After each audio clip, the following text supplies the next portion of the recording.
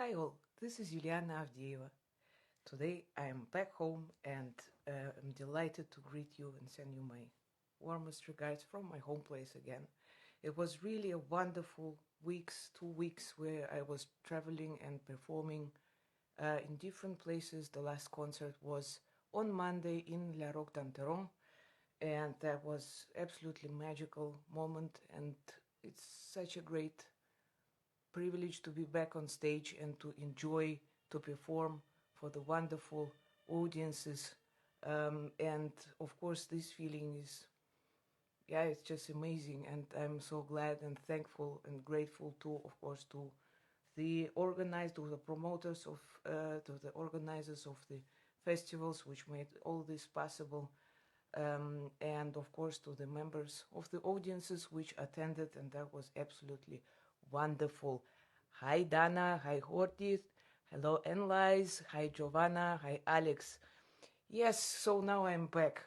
Now I'm back home, which is also nice. And next week I will be traveling to Warsaw to the festival Chopin and his Europe. So next week we will again meet on Sunday, but this I will tell in the end. So hello, hi Robert, hi Jakub, hi Rolf, hi Steven. So today we are moving again to a new key, A flat major, and yes, it's very, also again a very special key. Hi Gian Guido, hi Roberto, hi Wesley, good morning, thanks for joining. Hi Darinka, and hello Marcus. So the A flat major is again is again a unique tonality, and actually Bach did not compose so many pieces in this tonality. Hi Marina, hi Cristiano, hi Ade, and hi Daniel. So and actually the moments where he composes in this tonality have also a very special meaning, I think. Well, at least also in my at least in my feeling. Hi Marek, hi Kenneth, hi Marco and Alexis.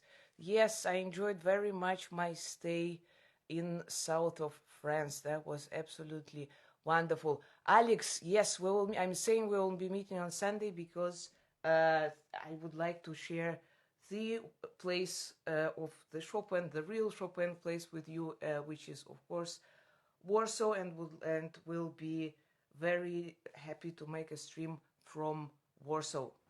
Hi Dario, hi Martin, hi Marco. So the A flat is somehow a very peaceful, very placid, warm tonality. You know, I was thinking it expresses in a way a certain, it is very noble and it expresses a certain joy, but this joy is not the one which you share. You know, sometimes you are so happy and joyful that you want to share it with the entire world, and this is definitely for me not the feeling about the A flat. It's more something very, very important to you, which makes you very happy and joyful, but it's inner. You don't need to share it with other people. Hi Jeremy. So I think the noble character and with this very peaceful peaceful mood which this key somehow evokes, it is very, very special. And so the somehow, of course, the A flat is a real Chopin tonality for me, because there are so many pieces which he composed and mood. So like things like, for instance, the third ballade, or the Polonaise Opus 53, will be is all many the Chopin tonality for me somehow. And but of course also Beethoven through Opus 110, and of course Opus 26 sonata. These are real masterpieces, and they both somehow they have this very pathetic, but on the same time very warm, very. They also evoke a feeling of kindness. This is really, I think, is very, for me, it is very, very special. Kenneth, absolutely, A flat major and F minor indeed somehow are Chopin tonalities. Добрый вечер, Leyland. Hi, Jiri. Hi to Czech Republic. Hello, Mivako. Yes, or also this divine, the divine movements, like the second movement, for instance, by Beethoven of the first piano concerto, or the second movement, the slow movement of the Fifth Symphony, and also Chopin's, of course, second piano concerto. The middle movement, the slow movement, is in A flat major. So it's kind of, it has this nobility, this magic, this kindness, this, but on the same time, pride, I think. So the prelude, the prelude from Book I in F flat major is very joyful, very, in a way, also energetic. I think the funny thing is, well, it's interesting point that the entire prelude is actually consists only of one element, and it is being repeated almost in every bar, I think, except 4. So this is this is the element I'm talking about.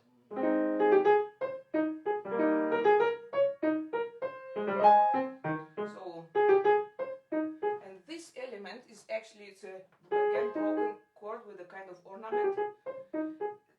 Bach is repeating it in all possible expressions. One is a sequence.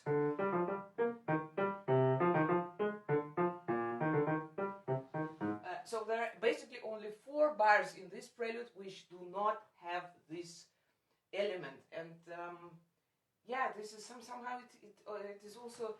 I have a feeling that this is a kind also a very festive prelude with a very special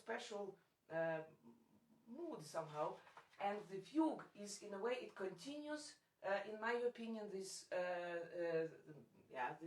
this mood, and at the same time it deepens it in a way, and this divine, this kindness, which is somehow for me expressed in this fugue, it is absolutely wonderful. So the fugue is in 4 parts, and the subject itself is very interesting. It consists only of 8 notes.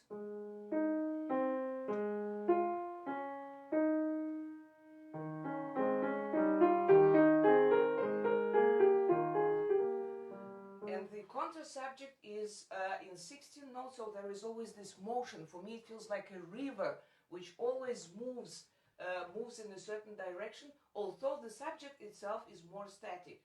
And there are also very beautiful intermissions here. There are no real, fugue devices like stretto or inversions. It's actually very, in a way, simple written. For me, it's very clear, kind of vocal fugue. So for me, it's clear singing here, and yes, it somehow it gives me a feeling of peace when I play it.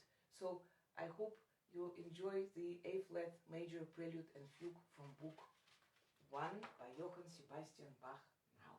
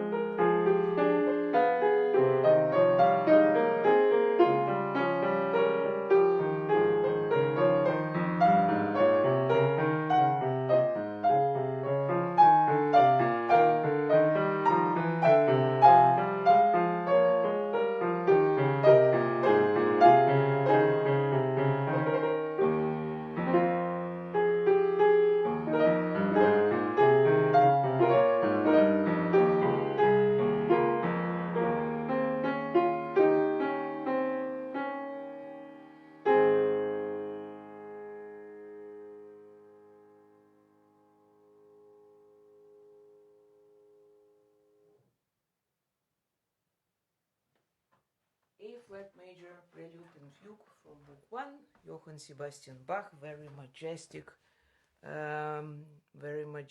very noble, very peaceful, placid piece. Somehow I very much enjoy it. The fugue is quite difficult, very special voicing in it, and yeah, a little bit challenging, but anyway, absolutely wonderful. So yes, somehow when I was practicing this prelude and fugue, Rolf absolutely right. I was somehow the A flat major is also for me the tonality which is so much connected with Chopin, and the Polonaise was somehow my intuitive choice for that, and that's why I am very happy now to just share some thoughts about this piece. And I was very grateful to read your comments about your thoughts also on this piece, because somehow it is indeed an absolutely unique work by Chopin. I'm trying to just to understand what is actually the reason for that. Of course, it is its character, its language, its spirit. It's absolutely, it's just so inspiring. It's so, in a way, it gives energy. I think that Annalise and Kyoko was also saying that it somehow it gives this power which this music has, gives so much positive energy to go on, to believe in great things, and this is this makes this piece really very special. Thank you so much for your great comments about the prelude and fugue. Thank you, Wesley. My best greetings back to Taiwan. Thank you, Dmitry. This is really a very special set. Michiko, hi, Jakub. I think it is in a way idyllic. Yeah, it's I think it's a good term also for this prelude and fugue. And now, of course, we somehow are developing this A flat major mood, which we have already heard in the prelude and fugue. And yes, we go to the Polonaise. Well, basically, I think it's an interesting. For me, it was interesting to learn that Polonaise, of course, has a very long tradition. It was a Polish national peasant dance, which then made it to the French court, and the name Polonaise actually is the French name, which means in French Polish. And there was several names, because there was several names depending on the region in Poland. The name of the dance Polonaise it was different, and so finally it was a very popular dance in France. Also, I think because of this noble, really very special character. And it's interesting that also, for instance, Johann Sebastian Bach also and many other composers did also compose or add the Polonaise dances also to some suites. But probably the most famous, or one of the most famous examples of Polonaise composed not by Chopin, or but not by Chopin, would be probably, for me personally, is the third movement of the Triple Concerto by Beethoven, where Beethoven, where do I have it? I have it here. I have here the score, and it says Rondo. Yeah, here it is. It says Rondo alla Polacca. Polacca, yes, means Polonaise. So this gives already the description of a very clear character, of a very clear tempo and gesture of this grand gesture. And yes, Marek, absolutely. Then from the Polish nobility, it went over to France. So the A Flat Major Polonaise is, of course, some. Well, Chopin was composing Polonaise similar like mazurkas. It was somehow the genre which he admired, which he worked on throughout his life. And I think the first Polonaise he composed as he was 7 years old in 1817. And of course, in the beginning, the form he was using was quite simple. It was mostly in da capo form, so it was like the main part and the trio part, and again the beginning. But later on, actually, I think for me, it's clear development starts already in the Andante Spianato and the Grand Polonaise Brillante, Opus 22. He really develops. He expresses. He finds the expression in this form, in this absolutely wonderful,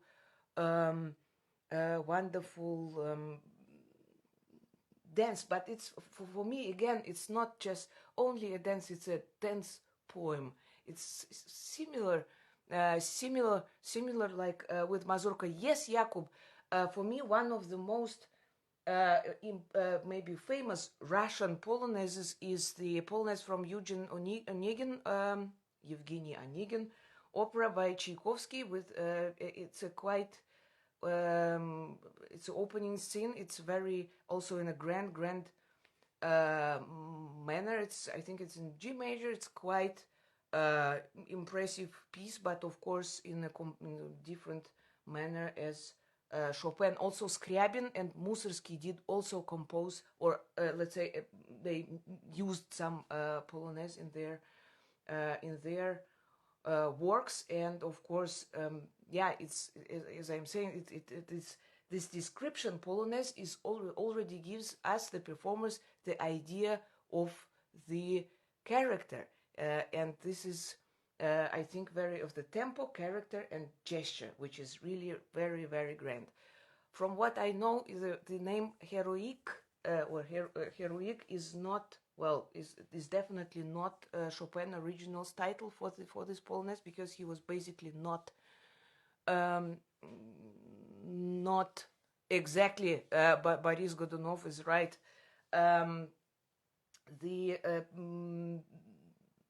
I'm sorry. Yeah, I was so impressed by Boris Godunov.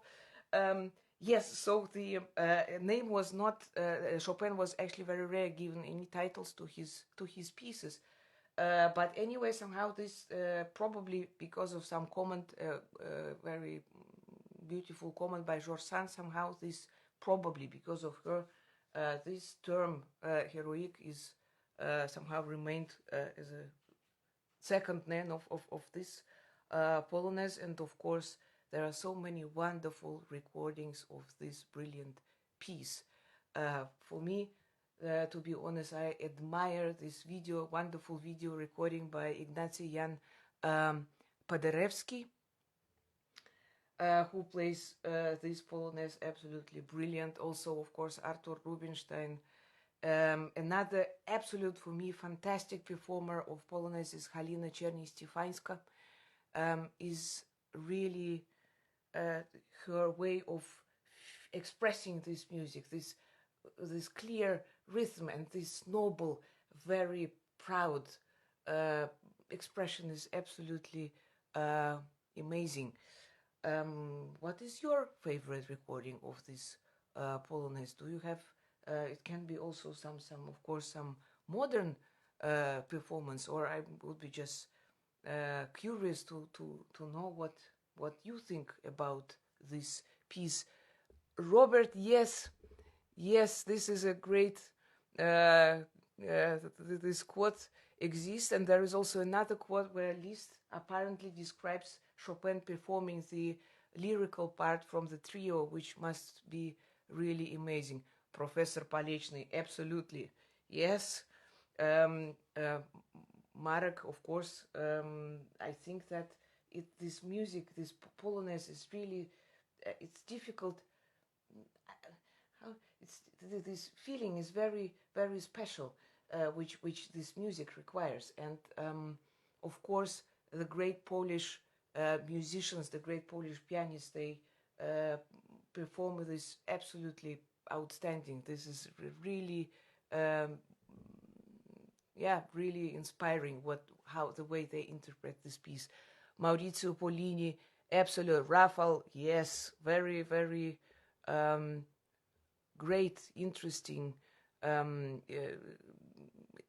very different approach, different performances.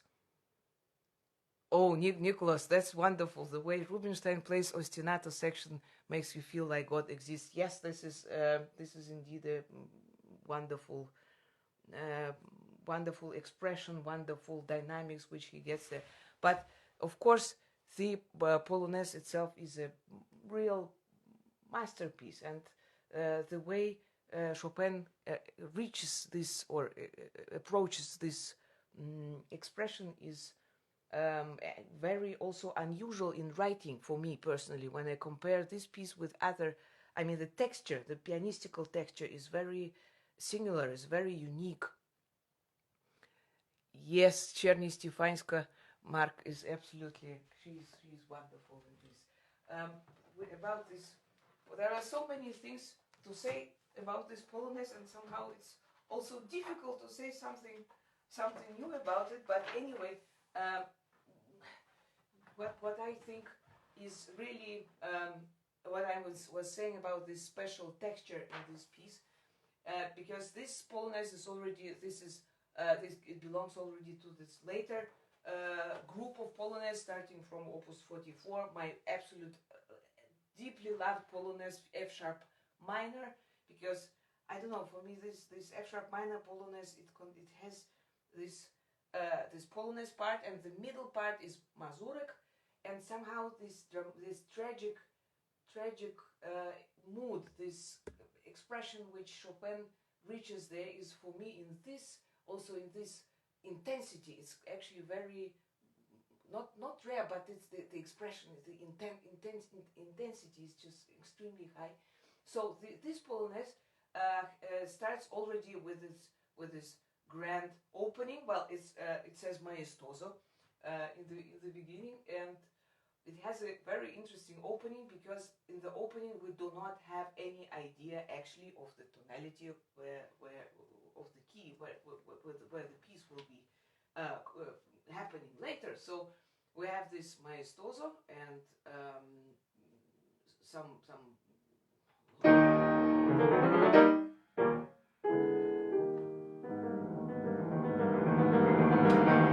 very dissonating things like this.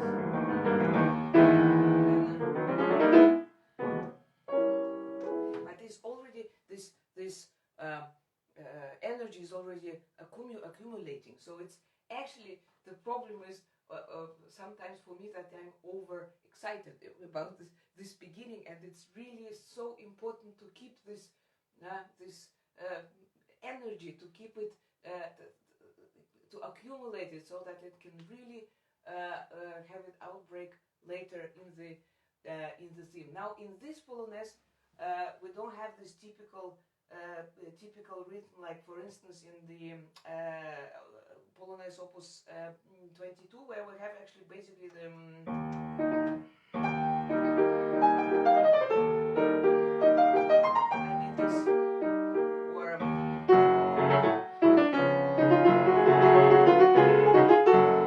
so we don't have this 16th movement here. We have just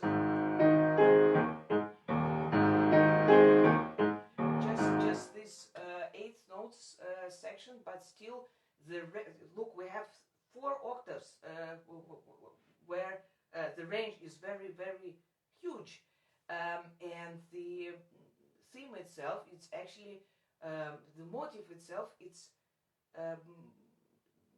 quite short, but it is always coming back. It is insisting. Where Chopin is insisting on this.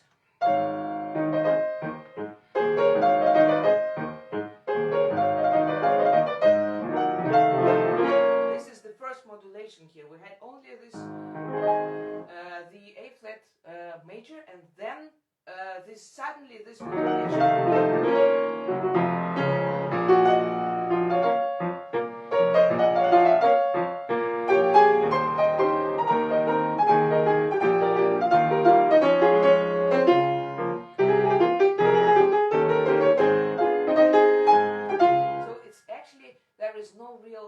it's not a melodic development. It's more harmonical movement, and indeed the usage of the piano is huge. It's very wide, and also later on when the theme repeats, it begins even bigger. It's like the, I don't know, like it sounds.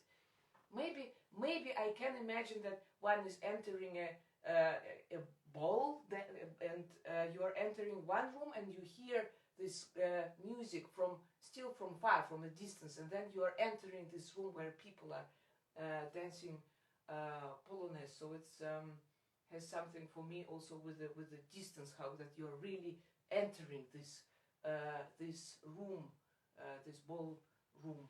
So.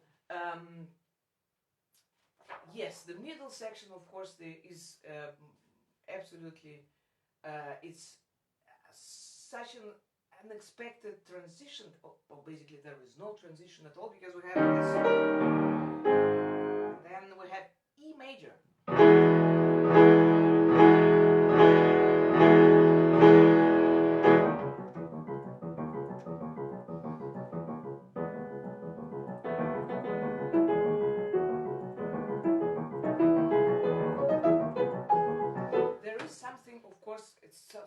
Feels maybe like a kind of march, and of course this octaves, this repeating, exactly this repeating moment, and this accumulating of this energy, also of the volume of the sound, and this is for me a kind of fanfare.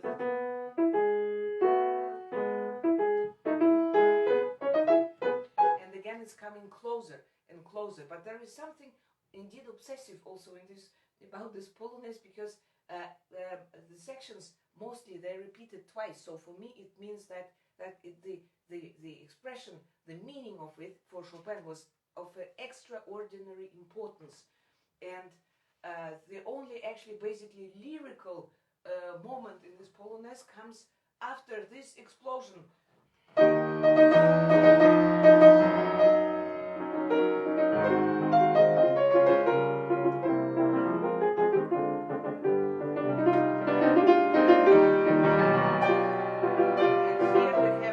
This element. So basically in the Polonaise, the first step is always slightly longer than the other, so that means that the first beat is a little bit slightly bigger than the others, and again then this section where it gets lost in this, again in the modulations.